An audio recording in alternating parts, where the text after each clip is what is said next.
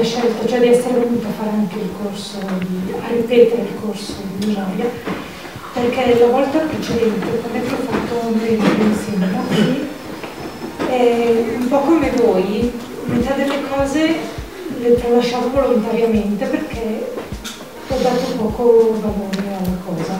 Ripetendolo mi sono proprio resa conto che quelle cose che mi sono sfuggite erano essenziali per poter raggiungere i risultati che voglio raggiungere.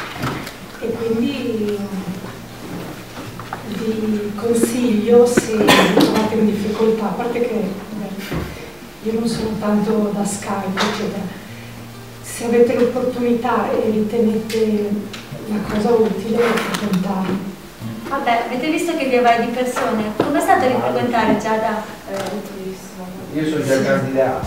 Anche perché i frequentanti ci aiutano.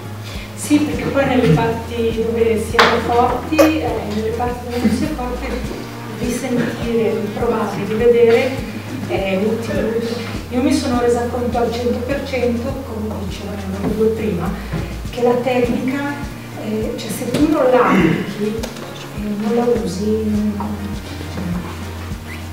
non ne ottieni.